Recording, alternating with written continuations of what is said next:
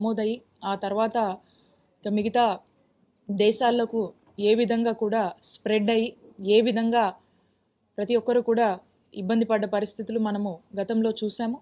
అయితే ఆ విషయం చూస్తే మన రాష్ట్ర ప్రభుత్వము, మన జగనన్న ప్రభుత్వము చాలా చక్కగా ఏపీ ఒక రోల్ మోడల్గా మన దేశంలోనే కోవిడ్ హ్యాండ్లింగ్ విషయంలో నిలిచిన సంగతి ప్రతి ఒక్కరికి కూడా తెలుసు. అది ప్రూవ్ అయినటువంటి పరిస్థితులు కూడా ప్రతి ఒక్కరు కూడా చూశారు.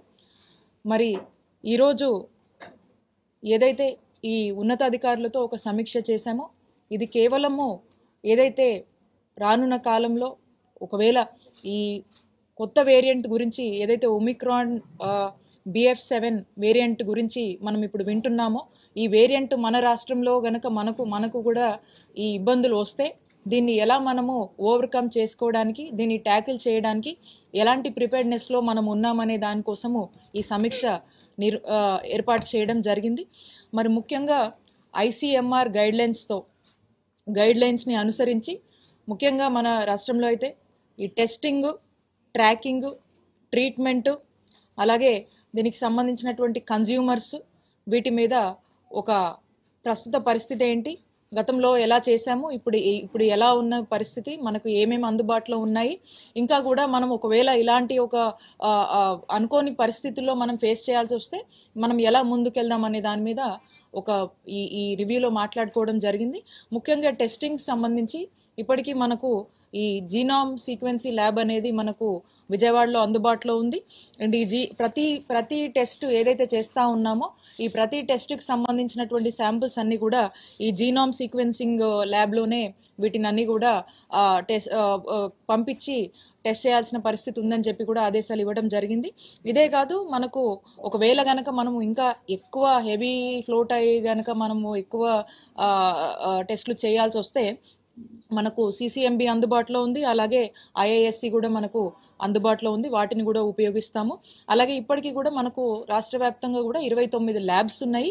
ఇవన్నీ కూడా ఈ ల్యాబ్స్ అన్నీ కూడా ఇప్పటికీ మనకు రన్ అవుతున్నాయి. ఇంకా కూడా ఫుల్ ఫ్లెడ్జ్డ్ అంటే విత్ మ్యాన్ పవర్ కావచ్చు, మనకు ఎటువంటి హర్డిల్స్ లేకుండా అక్కడ కావాల్సినటువంటి అన్ని విధాలుగా కూడా మనము ఒక ఎక్విప్ అయ్యే విధంగా ఈరోజు ఈ ల్యాబ్స్ అన్నీ కూడా ఫంక్షన్ అయ్యే విధంగా కూడా ఆదేశాలు ఇవ్వటం జరిగింది.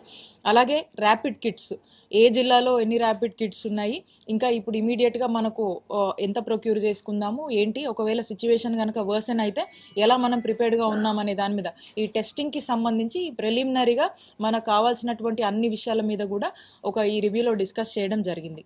And when comes to tracking, ఈ ట్రాకింగ్ విషయానికి వస్తే గతంలో కూడా మీరు చూసారు మనకున్నటువంటి గ్రౌండ్ లెవెల్లో ANMs, మన ఆశాసు, అలాగే ఈ వాలంటీర్ వ్యవస్థ ఏదైతే ఉందో వీళ్ళ ద్వారా గతంలో మనము హోమ్ ఐసోలేషన్ కిట్స్ ఎలా ఇచ్చాము, అవేర్నెస్ ఎలా ఇచ్చాము, అలాగే ఇప్పటికీ వాళ్ళని మనము ఈ ఫస్ట్ 2-3 వేవ్స్లోని పూర్తిగా ట్రైన్ అయి ఉన్నారు. మళ్ళీ ఒకసారి రీట్రైనింగ్ చేసి మళ్ళీ ఏ విధంగా మనము గ్రౌండ్ లెవెల్లో ఫీల్డ్ లెవెల్లో మనం ఏ విధంగా హ్యాండిల్ చేయడానికి దానికి కూడా ఒక రీట్రైనింగ్ చేసి మళ్ళీ ప్రిపేర్డ్నెస్ పెంచి ఇవన్నీ కూడా మానిటరింగ్ చేసేందుకు కూడా ఒక అలర్ట్నెస్ని కూడా ఈరోజు ఆదేశాలు ఇవ్వటం జరిగింది. ఈ కంప్లీట్ అలర్ట్నెస్ గ్రౌండ్ లెవెల్లో రీచ్ అయ్యేందుకు అలర్ట్నెస్ అనేది అన్ని DME ఇన్స్టిట్యూషన్స్ నుంచి అన్ని విధాలుగా ఉండాలని చెప్పి కూడా ఈరోజు ఈ రివ్యూలో చెప్పడం జరిగింది. అలాగే ట్రీట్మెంట్కి సంబంధించి ఒక డాక్టర్ YSR విలేజ్ క్లినిక్స్ నుంచి మొదలుపెట్టి PHCs కావచ్చు, కమ్యూనిటీ హెల్త్ సెంటర్స్ కావచ్చు, ఏరియా హాస్పిటల్స్ కావచ్చు, డిస్ట్రిక్ట్ హాస్పిటల్స్ కావచ్చు, పూర్తి స్థాయిలో కూడా అన్ని హాస్పిటల్స్ని అలర్ట్ చేసి ఈ ట్రీట్మెంట్ రేపు రానున్న కాలంలో మనకు ఇంకేదన్నా నిజంగా worst of the worst situations కనుక వస్తే ఇప్పటి నుంచి అలర్ట్ చేయడము, ఐసీయూస్కి సంబంధించి, జనరల్ వార్డ్స్కి సంబంధించి, అలాగే ఇప్పుడు ఉన్నటువంటి గవర్నమెంట్ హాస్పిటల్స్ అన్నిటినీ ఇది కాకుండా ఇంకా ఎంపానల్డ్ ప్రైవేట్ హాస్పిటల్స్ ఏమున్నాయో ఇవన్నిటినీ కూడా ఏ విధంగా మనం ఇప్పటి నుంచే ఒక ప్రిపేర్డ్నెస్గా ఎలా వెళ్తాము, ఏంది పరిస్థితి అనే దాని మీద కూడా ఒక పూర్తి స్థాయిగా ఈ సమీక్షలో మాట్లాడుకోవడం జరిగింది. అండ్ దీంతో పాటు ఏంటంటే మనకు ప్రయారిటీ ఏంటంటే ఇప్పుడు ఆక్సిజన్ ఏదైతే కాన్సన్ట్రేటర్స్ ఉన్నాయో, ఆక్సిజన్ లైన్స్ ఉన్నాయో అవన్నీ కూడా ఒకసారి మళ్ళీ కంప్లీట్గా పూర్తిగా వర్కింగ్ కండిషన్ని చెక్ చేసుకొని ఒక రిపోర్ట్ కూడా ఇవ్వమని ఆదేశాలు ఇవ్వడం జరిగింది. అన్నీ అయితే కూడా రన్నింగ్లో ఉన్నాయి. బట్ అయినప్పటికీ కూడా మళ్ళీ ఒకసారి క్విక్గా ఒక వితిన్ 1-2 డేస్లో వాటి కండిషన్స్ తీసుకోండి, ఏమైనా రిపేర్స్ ఏమైనా ఉన్నాయా, ఏం చేద్దాము, ఇంకేదో దానికి ఏమైనా నీడెడ్ ఉన్నాయా అనే దాని మీద కూడా వాకప్ చేయడం. ఎందుకంటే ఆక్సిజన్ అనేది లాస్ట్ టైం మనం చూసాం ఎంత ఇంపార్టెంట్ రోల్ ప్లే చేసింది అనేది. కాబట్టి ఇప్పుడు అట్లాంటి పరిస్థితి లేకుండా అన్ని రన్నింగ్లో ఉండాలనే ఒక ఉద్దేశంతో వీటిని కూడా వాకప్ చేయడం జరిగింది. అండ్ డ్రగ్స్ విషయానికి వస్తే ఇప్పటికీ పూర్తిగా ఏ హాస్పిటల్స్లో ఎన్ని డ్రగ్స్ అందుబాటులో ఉన్నాయి, ఒకవేళ మనకు ఇలాంటి పరిస్థితి వస్తే మనం ఎలా ప్రిపేర్డ్గా ఉండాలనే దాని మీద మాట్లాడుకోవడం జరిగింది. అయితే ఈ వేరియంట్కి సంబంధించి ప్రస్తుతానికైతే అంత పెద్ద డీవియేషన్స్ అయితే ప్రస్తుతానికి ఏం కనబడట్లేదు. బట్ అయినా కూడా ఏదైతే మన కంట్రీలో ఈ గుజరాత్లో కానీ ఒరిస్సాలో కానీ అక్కడ రెండు ఇక్కడ ఒక 4 కేసెస్ మన దగ్గర నమోదయ్యా, దాన్ని కూడా మన డిపార్ట్మెంట్ అంతా కూడా స్టడీ చేస్తూ ఉన్నారు. ఆ వేరియంట్లో వచ్చేటువంటి ఏమన్నా ఇంకేమైనా స్పెసిఫిక్ డివియేషన్స్ ఏమన్నా ఉన్నాయా, ఇంకా స్పెసిఫిక్ అలర్ట్నెస్ ఏమన్నా మనము జాగ్రత్తగా ఇంకా వహించాల్సినటువంటి అవసరాలు ఏమైనా ఉన్నాయని స్టడీ చేస్తున్నారు. ప్రస్తుతానికైతే అంత ఇబ్బంది ఉన్నటువంటి పరిస్థితి లేదు. ఎందుకంటే ఇప్పుడున్న పరిస్థితిలో అయితే కనుక నార్మల్గా గతంలో కోవిడ్ ఎలా అయితే ఉందో ఇది కూడా అలాంటి వేరియంట్ లాగానే ఉంది. కాకపోతే it's coming up with different this thing.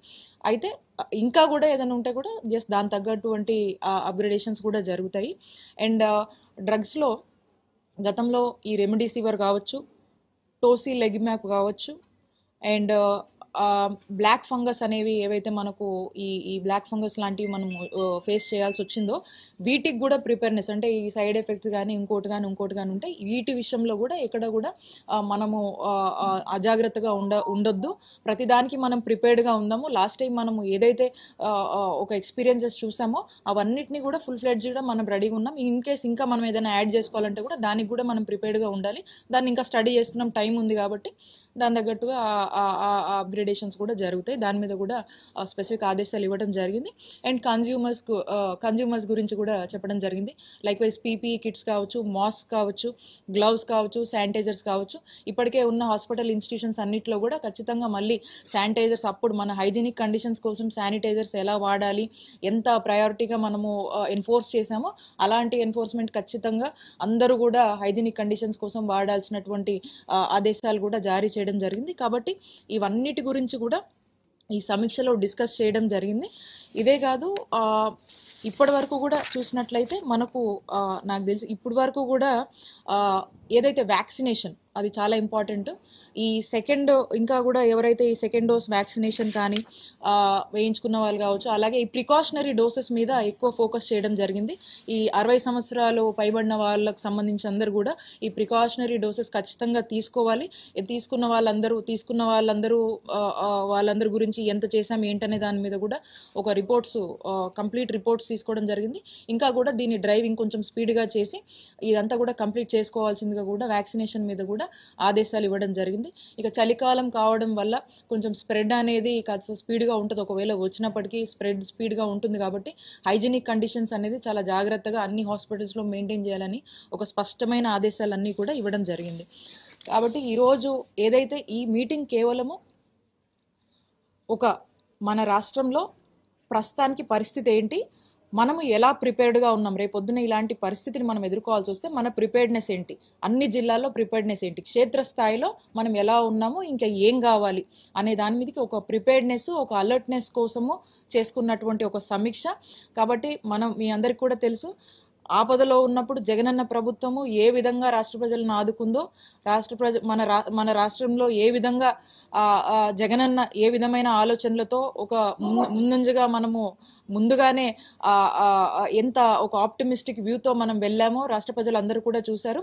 అనుకోని పరిస్థితుల్లో ఒకవేళ గనక వస్తే ఎవరు కూడా భయపడాల్సిన పని లేదు, ఆందోళన చెందాల్సిన పని లేదు. కానీ జాగ్రత్తగా ఉండాలని మాత్రం చెప్తా ఉన్నాము. ఎందుకంటే ఏదో ఈ ప్రస్తుతానికైతే అలాంటి సిచ్యువేషన్స్ ఏం లేదు, కానీ రాష్ట్ర ప్రజలు బాగుండాలి అని ముఖ్యమంత్రి గారు ముందు చూపుతో జగనన్న ఆదేశాల మేరకు ఈ యొక్క రివ్యూ చేయడం జరిగింది. కాబట్టి ప్రస్తుతానికి అలాంటి పరిస్థితి లేదు. కానీ ఎవరు కూడా అజాగ్రత్తగా ఉండొద్దు. అప్కమింగ్ అంతా కూడా ఈ ఫెస్టివల్స్, సెలబ్రేషన్స్ ఇవన్నీ వస్తున్నాయి. కాబట్టి ప్రతి ఒక్కరు మీ హైజీనిక్ కండిషన్స్ కోసం శానిటైజర్సా, లేకపోతే ఎక్కడైనా గ్రూప్గా ఉంటే మాస్కులు వాడితే వాడతారా? ఎస్, ఫర్ యువర్ పర్టికులర్గా వాళ్ళ హైజీనిక్ కండిషన్స్ కోసము ఏదైతే కోవిడ్ సేఫ్టీ అప్రోచెస్ ఇంతకుముందు వాడామో వాళ్ళ హైజీనిక్ కండిషన్స్ కోసం వాళ్ళు వాడచ్చు. బట్ సోఫార్ అయితే ఇప్పటికైతే పెద్ద రెస్ట్రిక్షన్స్ కానీ ఇప్పుడైతే ఏం లేవు, అంత బాగానే ఉంది.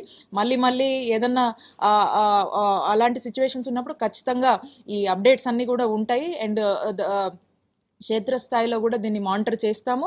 అండ్ ప్రస్తుతానికి మానిటరింగ్ మెకానిజం ఎలా ఉంది, ఈ ప్రిపేర్డ్నెస్ కోసమే చేయడం జరిగింది. కాబట్టి ప్రతి ఒక్కరు కూడా రాష్ట్ర ప్రజలు ఆందోళన చెందాల్సిన పరిస్థితి లేదు, భయపడాల్సిన పరిస్థితి ప్రస్తుతానికైతే అసలే లేదు. కాబట్టి జాగ్రత్తగా ఉండమని మాత్రం మనవి చేస్తా ఉన్నాం. హాయ్ ఫ్రెండ్స్, మా టుడే టుమారో యూట్యూబ్ ఛానల్ చూస్తున్నందుకు చాలా థ్యాంక్స్. మరిన్ని లేటెస్ట్ వీడియోస్ కోసం వెంటనే సబ్స్క్రైబ్ చేయండి. అలాగే ఈ బెల్ ని కూడా రింగ్ చేసేయండి. మా నోటిఫికేషన్స్ అన్ని మీ మొబైల్లో వస్తాయి. అలాగే మా వీడియోస్ మీకు నచ్చితే లైక్ చేయండి, షేర్ చేయండి, నచ్చకపోతే కామెంట్ చేయండి.